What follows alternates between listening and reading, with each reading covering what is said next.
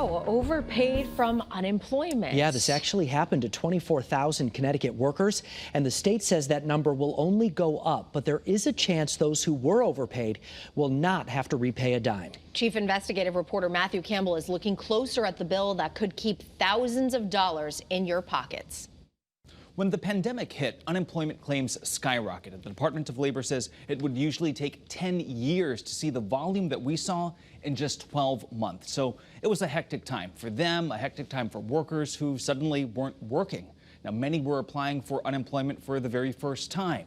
The state confirms it resulted in at least 24,000 people being overpaid. Tonight, we're looking at what happens to them now that the state wants the money back. I got about $2,500 in total. Christine Fortenberry is a cafeteria worker at a Wallingford elementary school. When school shut down in March of 2020, she wasn't working. I waited a couple weeks and filed for unemployment on April 7th, and it seemed like we weren't going to go back to school. For 3 months, from the middle of April until June, she says she collected a total of $2,500. So it went directly to food each week. Then in October 2021, more than a year after the unemployment benefit stopped, Fortenberry says she got a letter alerting her that she had been overpaid. The state wanted the money back and some. They were looking for $3,444.68. Fortenberry paid it and filed an appeal. Like so many others, Fortenberry spent her unemployment benefits.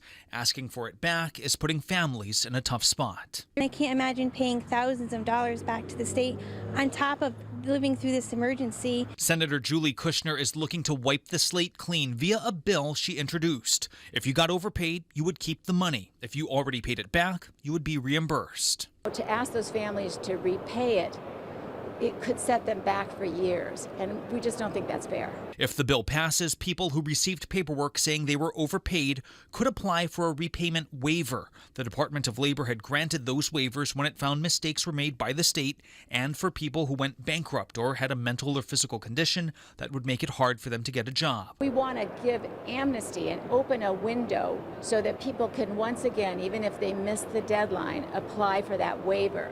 If your waiver application gets denied, we want to set up a fund to pay for those overpayments so that it won't cost working families everything they've got. According to the Department of Labor, of the 628,000 people who applied for unemployment during the pandemic, 24,000, or 3.8%, were overpaid, and the state determined it was a genuine mistake, no fraud involved. Of those 24,000, 58% either paid back what was owed or had their overpayments waived. This is a rolling number that will go up because it does not account for current cases like Fortenberry's, which are still in the pipeline. It would be an enormous help, not just on my behalf, but for thousands of families.